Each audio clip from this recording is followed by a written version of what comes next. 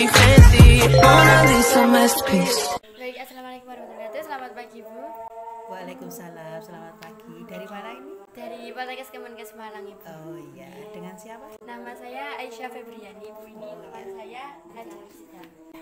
Baik, Bu, di sini saya izin wawancara beberapa pertanyaan mengenai persalinan di usia remaja. Oh iya. Mungkin Ibu bisa berkenalan terlebih dahulu. Ya, terima kasih atas kunjungannya ya. Perkenalkan saya Bidan Titi Nugrahati, yang mana saya murni melakukan praktek mandiri atau PMB. Sementara ini tidak bekerja di puskesmas atau di lain tempat seperti itu. Ya. Baik, Ibu, untuk pertanyaan yang pertama, apakah bisa diceritakan sedikit tentang latar belakang dan pengalaman Ibu sebagai seorang bidan? Pengalaman saya rasa ya dikatakan banyak ya, lumayan ya Mbak ya. Mulai dari tahun 99 itu saya sudah lulus SPK ya, Sekolah Perawat Kesehatan. Saya masuk tahun 97, lulus 99. Begitu lulus saya bekerja di Rumah Sakit Haji di Jalan Agus Salim samping SMA 1 Batu itu. Terus bekerja selama 1 tahun. Di tahun 2000 itu saya lanjut lagi studi di D3 keperawatan di UNU dengan mengambil program khusus cukup 4 semester.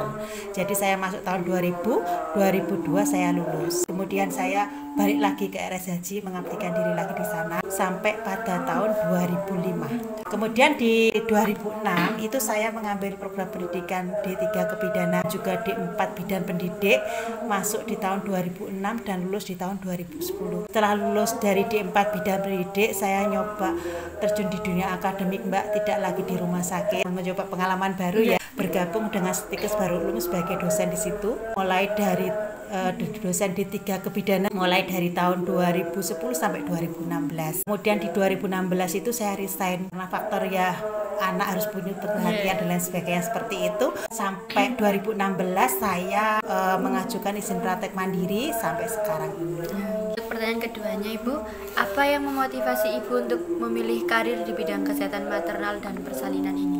Begini Mbak ya, pada prinsipnya naluri seorang ibu ya sebagai seorang wanita itu pada prinsipnya tetap ya rasa keibuan itu ingin mengabdikan diri sesama perempuan seperti jagoannya ibu itu kan, dan adalah sahabat perempuan itu loh Mbak. Jadi dari situ saya termotivasi untuk bergerak di bidang nakes, terutama melayani maternal dan perinatal ini. Baik, selanjutnya Ibu, bagaimana pandangan Ibu terhadap angka persalinan dengan Ibu berusia remaja di komunitas ini? Dan menurut Ibu, apakah ada faktor tertentu dalam masyarakat yang berpengaruh paling besar terhadap angka persalinan pada Ibu remaja ini, Bu? Iya, kalau di wilayah saya ini kebetulan yang menjadikan persalinan remaja itu tinggi itu karena adanya pernikahan dini ya Mbak ya. Jadi rata-rata mereka menikah, ya kebanyakan bukan rata-rata seperti itu, di bawah 17 tahun. Itu merupakan faktor penyebab. Kalau nikahnya dini otomatis akan jadi kehamilan dini dan persalinan remaja.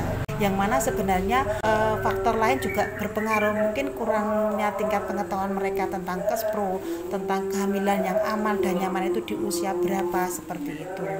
Jadi dua faktor itu bisa menjadi penyebab ya. Juga karena kaitannya dengan SDM, yang mana rata-rata kan mereka maksimal SMA, mungkin tingkat pengetahuannya juga kurang sehingga banyak melakukan pernikahan dini yang menjadi faktor penyumbang terjadinya persalinan remaja seperti ini. Baik Ibu, untuk pertanyaan selanjutnya dalam konteks penelusuran sejarah desa, dapatkah Ibu menjelaskan apa mata pencarian dari warga desa ini dan apakah Ibu itu melihat adanya keterkaitan antara mata pencarian ini dengan tingginya angka persalinan remaja itu sendiri? Iya, yang jelas rata-rata mayoritas penduduk sini itu mata pencariannya adalah tani sayur sama tani bunga ya Mbak ya. Saya rasa memang itu ada keterkaitan ya Mbak ya, dalam artian seperti ini.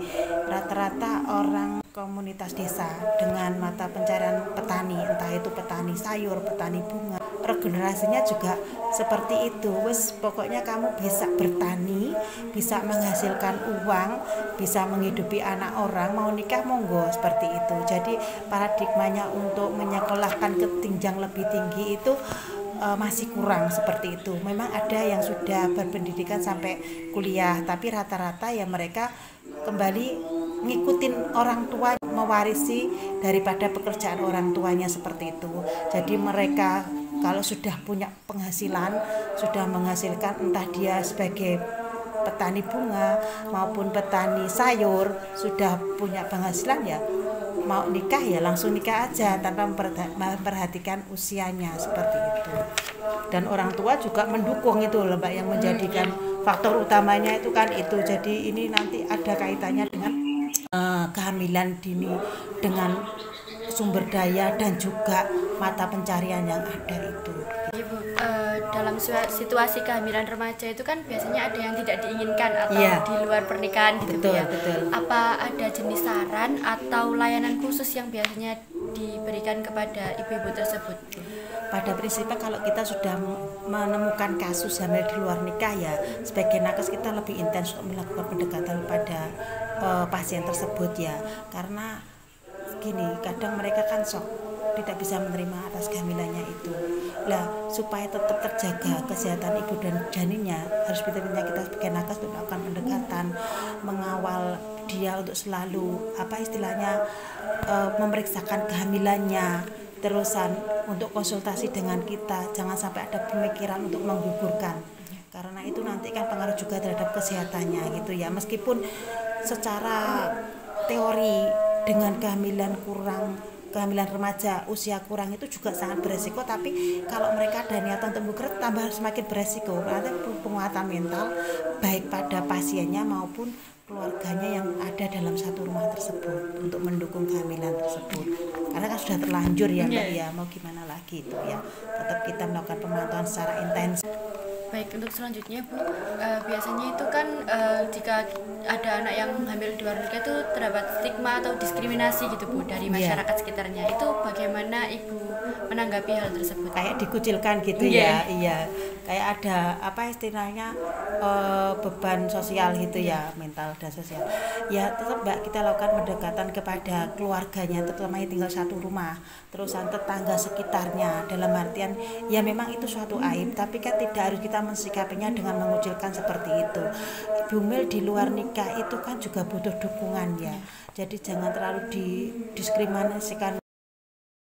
Memang itu suatu kecerobohan atau kesalahan pada dia, tapi kan kita tetap harus mengantarkan dia pada persalinan yang aman, kehamilan yang sehat. Itu jadi perlu adanya penguatan atau motivasi keluarga yang tinggal satu rumah dan lingkungan sekitarnya untuk memberikan motivasi, dukungan demi kesehatan ibu hamil tersebut gitu ya.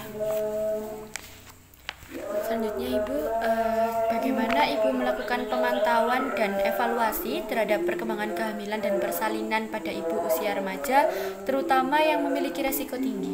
Ya, itu kita harus Mbak ya, melakukan pendekatan dengan ibu kader. Soalnya kalau kita melibatkan kader itu otomatis kan mereka punya wilayah masing-masing. Jika mengetahui ada suatu kehamilan berisiko, maka mereka wajib untuk melaporkan ke kita, sehingga kita pada saat kedatangannya di posyandu pun juga bisa tertib seperti itu ya.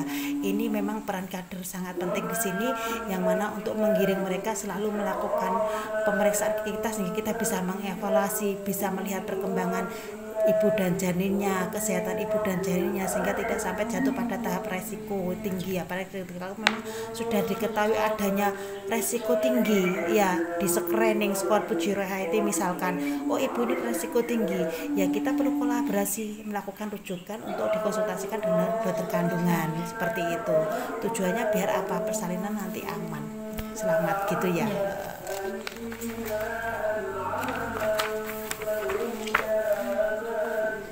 Selain dengan dokter kandungan Bu, mungkin apakah Ibu ada kolaborasi dengan mungkin lembaga pemerintahan seperti itu Bu untuk menekan angka persalinan remaja itu sendiri? Oh iya, ini saya kebetulan juga ikut program pemerintah dengan tim DP3KB dengan pencanangan program TPK, tim pendamping keluarga itu Mbak ya. Itu yang mana sebenarnya itu kan tujuan akhirnya menekan angka stunting, tapi permulaan pengawasannya itu mulai dari kita mengawasi ibu hamil, ibu hamil, calon pengantin, ibu hamil, ibu bersalin, ibu nifas, baduta dan balita. Itu jadi di situ sangat pas sekali ya dalam upaya untuk mengatasi tingginya angka persalinan remaja. Itu kalau kita mendeteksinya mulai pendampingan keluarganya dari calon pengantin itu ya itu akan terdetek Mbak. Misalkan sebelum mereka mengajukan menikah di KUA, mereka harus mengisi LC milik calon pengantin. Nah itu ada beberapa poin yang harus mereka isi sehingga nanti di akhir poin itu ada keterangannya Anda layak menikah dan siap hamil itu Mbak. Karena di situ ada poin usia juga, ada poin lingkar lengan untuk menentukan kek atau tidak, tinggi badan, faktor risiko-risiko yang lain, sehingga kalau memang itu masih beresiko ya belum siap menikah dan belum siap hamil akan muncul keterangannya belum siap menikah dan hamil itu Mbak. Itu program itu sangat penting untuk mendeteksi terjadinya persalinan remaja dan pernikahan remaja seperti itu. Kemudian Ibu, apakah ada strategi atau program tertentu yang telah Ibu lakukan atau Ibu terapkan untuk meningkatkan kesadaran Ibu remaja tentang kesehatan reproduksi dan juga persalinan yang aman? Oh iya, saya sering ngisi materi juga Mbak, kadang diminta oleh ketua tim PKK-nya dusun gitu ya, Ibu bisa mengisi di grup PKK tentang kesehatan gitu ya, atau mungkin ngisi di Karang Taruna Remaja gitu ya, di Jamaah Ibu Tahlil. Senang saya Mbak, saya masuk ke situ untuk selalu memberikan edukasi betapa pentingnya kesehatan reproduksi, terus usia yang ideal menikah itu berapa, kesiapan remaja dalam menghadapi kehamilan, persalinan dan lain sebagainya seperti itu, bagaimana mendeteksi resiko tinggi yang ada pada bumil dan lain sebagainya, itu saya tekankan di edukasi di PKK tahlil kelompok Karang Taruna seperti itu Mbak ya. Itu sebagai upaya pencegahan kan seperti itu ya. Kalau memang nanti harapannya pengetahuan mereka meningkat, otomatis kan nanti mereka bisa memberikan istilahnya pengetahuan juga pada keluarga atau tetangga mungkin atau keponakan mungkin yang tiba-tiba wah besok udah mau nikah ternyata usianya masih kurang, itu kan bisa ditekan gitu ya. Selanjutnya Ibu, apakah Ibu memiliki pengalaman sukses yang dapat Ibu bagikan kepada kami tentang membantu Ibu remaja untuk memiliki persalinan yang aman? Pernah Mbak ya, saya menangani persalinan dengan usia 15 tahun. Itu kan masih terlalu kecil ya, masih muda banget ya. Kita tahu bahwasanya usia segitu itu kan kayak kesiapan organ reproduksi sebenarnya kan kurang juga. Terus resiko terjadi perdarahan dan lain sebagainya, kalau terlalu muda atau terlalu tua kan seperti gitu ya. Tapi alhamdulillah Mbak, dia datang buka 7 itu, begitu saya periksa buka 7 ya, itu jarak 15 menit itu buka lengkap langsung lahir. Iya, ngeden sekali tok lahir dengan berat 3,6 tanpa jahitan. Besar juga. Besar sekali. Padahal anaknya usia segitu, kecil anaknya, kecil banget.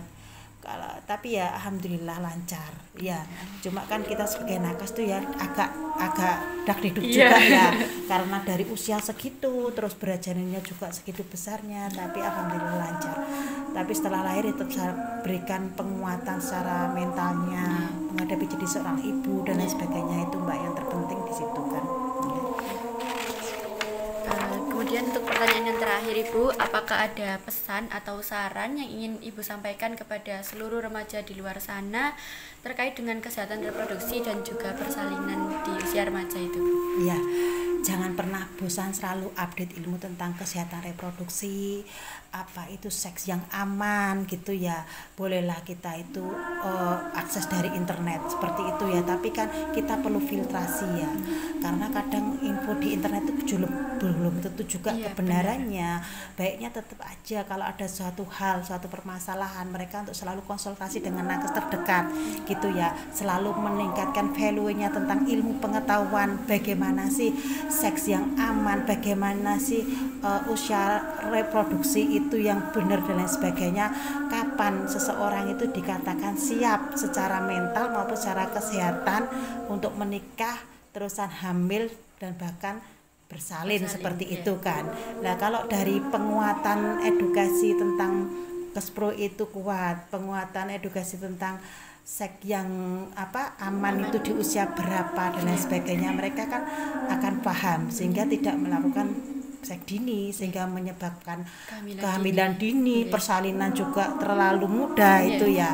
Nah itu yang perlu kita tekankan, dan yang terpenting adalah enjoy aja, ndak usah takut dikatakan ndak laku seperti itu ya. Karena kan kita itu semua makhluk hidup itu kan punya tahapan perkembangan masing-masing. Nikmatilah tumbuh kembangmu itu sesuai dengan usiamu kan gitu toh. Kalau masih di 15 di rentang 12 14 SMP ya nikmati masa SMP-nya, nikmati masa SMA-nya, sehingga nanti apa? Kalau terlalu dini jadi orang tua itu kan juga nanti efeknya ke mentalnya ya, dalam artian belum siap, masih pengen seneng-seneng tapi dia punya tanggung jawab. Nah itu nanti menyesalnya di belakang. Makanya saya katakan bahwasanya tingkatkan pengetahuanmu, terus apa itu nikmati usiamu sesuai tumbuh kembangmu. Itu yang terpenting. Jadi nanti kita bisa melewati masa-masa itu semaksimal mungkin ya toh. Jadi waya seneng-seneng ya seneng-seneng, waya jadi orang tua jadi orang tua. Itu waya. Baik Bu, mungkin itu saja pertanyaan dari saya. Terima kasih atas waktunya Bu, sudah mau untuk diwawancarai. Sama-sama, semoga manfaat untuk kita semua ya. Tetap terus belajar dan intinya jangan pernah kita bosan sebagai calon nakes ya. Itu yang terpenting, itu PR kita. PR kita karena apa, nanti dari lahirnya anak-anak generasi penerus bangsa itu kalau pengen yang berkualitas, otomatis medianya juga harus berkualitas. Itu lebih penting ya. Jadi tolong tetap ditekankan, terutama di usia remaja, di anak-anak sekolah itu penting kita berikan edukasi sehingga nanti harapan akhirnya tercetak generasi emas itu kan bisa terwujud gitu loh ya. Ya ujung tombaknya ya kita, tapi yang paling utama adalah masyarakat kan gitu. Kita tingkatkan kualitas sumber daya manusianya, pengetahuannya dan lain sebagainya itu ya. Oke, terima kasih sudah diberi kesempatan juga kita berbagi ilmu, sharing ya. Semoga manfaat untuk kita, sukses ya. Terima kasih ya, sama-sama. Sudah.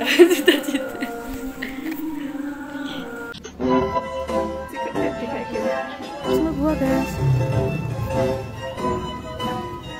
Guys, pemandangannya. Habis berhubungan.